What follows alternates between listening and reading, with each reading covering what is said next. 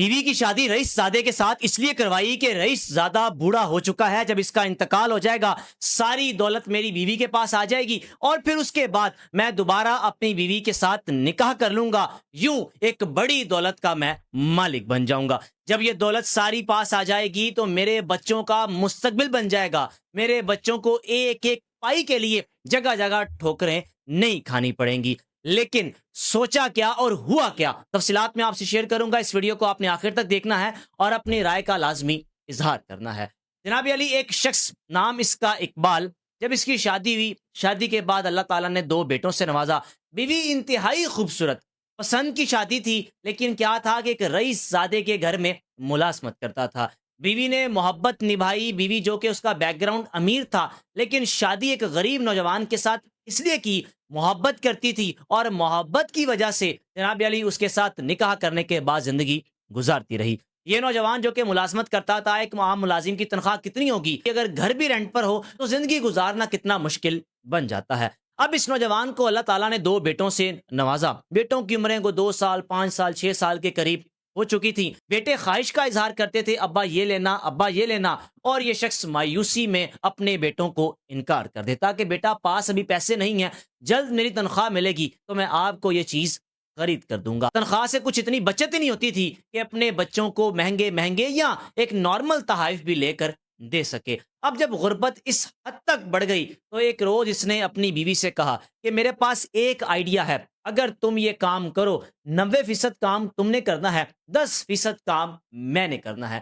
بیوی پریشان کہ ایسا کیا کام کریں گے کہ ہمارے پاس دولت آ جائے۔ اس نے اپنی بیوی سے کہا کہ تم نے صرف کام یہ کرنا ہے کہ جس گھر میں ملازمت کرتا ہوں، رئیس زادہ جس نے زندگی بھر شادی نہیں کی، اس لیے ابھی کسی لڑکی پر اعتبار ہی نہیں کیا، کسی عورت پر اعتبار ہی نہیں کیا، اور ہاں اگر کوئی پسند آ بھی جاتی تو اس کے ساتھ وہ شادی نہ کرتی، کیونکہ یہ دکھنے میں کوئی اتنا خوبصورت نہیں تھا، سیاہ اس کی رنگت تھی، جس کے باعث اگر کوئی لڑکی اس کو پسند آتی تھی تو وہ اس کے ساتھ شادی نہیں کرتی تھی، کہتی تھی دولت کو کیا کرنا جب اس میں کوئی خوبصورتی نام کی چیز ہی کوئی نہیں۔ اب علی اقبال کو پتا تھا کہ میرے باس نے، رئیس زادے نے شادی کی نہیں، گھر میں ملازم رکھے ہوئے ہیں، ہاں اگر میری بیوی اس کے ساتھ شادی کر لے، میری بیوی جو کہ خوبصورت ہے شادی کر لے تو ہمارا مستقبل بدل سکتا ہے۔ بیوی کے سامنے جب اس نے اس خواہش کا اظہار کیا، بیوی سر پکڑ کر بیٹھ گئی کہ کیا کر رہے ہیں آپ، ہم غیرت مند ہیں، بے غیرتی مجھ سے نہیں ہوگی، اور آپ کیسے انسان ہیں کہ اپنی ہی بیوی کا سودا کر رہے ہیں صرف اس لیے کہ ہمارے پاس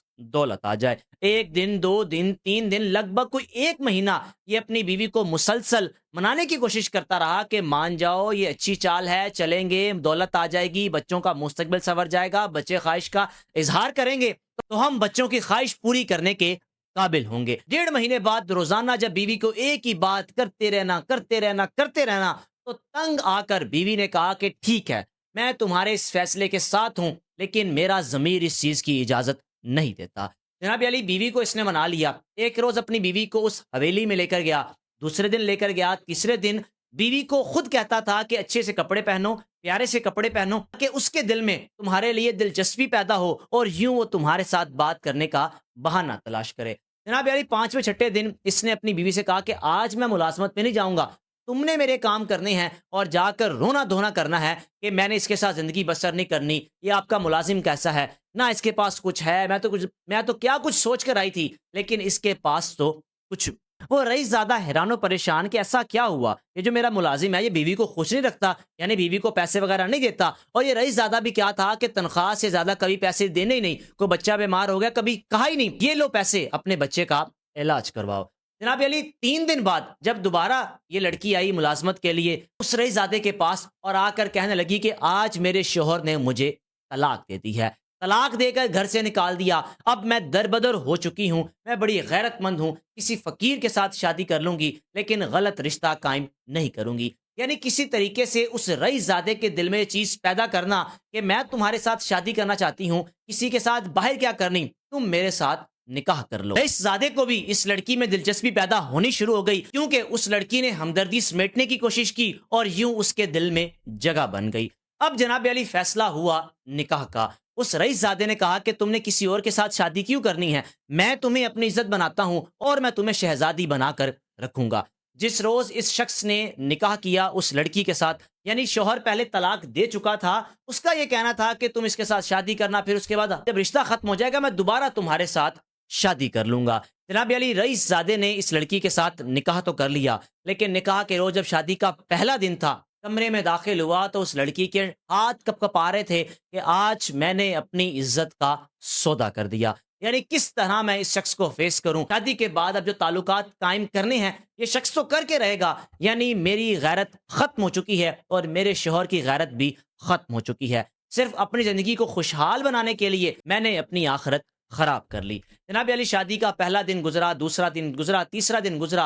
रईसजादे ने इस लड़की के साथ जबरदस्ती कुछ यूं करनी, यानी सोना जेवर तो पहना कर रखना, सांस लेना मुश्किल हो चुका था। उसके साथ जबरदस्ती उसको तंग करना, तरह तरह के उस पर इल्जामात लगाने के तुमने किसी पर नजर नहीं रखनी, तुमने निकलना नहीं है, घर में रहो, सोने जेवरात पहन के रखो, लेकिन तुम्हारे पास आजादी नहीं है। यूं जनाब अली 5 से 6 महीने गुजर गए। इस लड़की की जिंदगी जो कि इस हद तक खराब हो चुकी थी, तंग आ चुकी थी, 2 बेटों की याद आनी, अपने शोहर की याद आनी, जिस शोहर के साथ मोहब्बत की शादी की उसकी भी याद आनी कि मैंने अपने आप को किस दलदल में फंसा लिया है। अब 6 माह बाद शोहर जो कि रोजाना इसी के घर में मुलाजमत करता था और ये उस घर की महारानी बन चुकी थी, 6 माह बाद अपने शोहर को पास बुलाया और कहा कि मैं फंस चुकी हूँ, दौलत तो आ गई, जेवर मैंने पहन लिए, लेकिन ना ये शख्स मरता है और मैं हर गुजरते दिन अपनी जिंदगी को अजाब बनाती जा रही हूँ। ये वो दिन था कि इस शख्स को अचानक अटैक हुआ और यूं उसी दिन इस शख्स का इंतकाल हो गया। ये लड़की खुश इस बात पे थी कि अब सारी दौलत मेरे पास आ जाएगी, और दूसरी जानिब जो इसका साबिका शोहर है वो भी खुश इस बात पर था कि जिस दिन का इंतजार था वो दिन आन पहुंचा और आज हम अमीर तरीन बनने वाले हैं। वक्त आया जनाब अली जायदाद का, प्रॉपर्टी का, कागजात जो कि सब कुछ इस लड़की के पास है जो रईसजादे की बीवी थी। तो इतने में इस रईसजादे के जितने भी रिश्तेदार थे सब इकट्ठे हो चुके थे। उनको मालूम था कि हमारा ये जो फलाना रिश्तेदार है बड़ा अमीर है, इसने जिंदगी भर शादी नहीं की, सारी दौलत जो इसकी है वो इसके नाम तो है लेकिन बीवी के पास चली जाएगी, क्यों ना सारे कागजात, सारे डॉक्यूमेंट्स हासिल किए जाएं और इस लड़की को घर से निकाल दिया जाए। शादी को सिर्फ 6 माह हुए थे, पेपर्स वगैरह डॉक्यूमेंट्स सारे इसके पास थे, लेकिन इसके बावजूद वो लड़की उस घर से 1 इंच भी जमीन हासिल नहीं कर पाई। यानी दौलत जो कुछ भी था उसके हाथ तो ना आया, हाथ किन के आया, उन तमाम रिश्तेदारों के जो उसके अजीज थे। यूं इस लड़की को घर से निकाल दिया।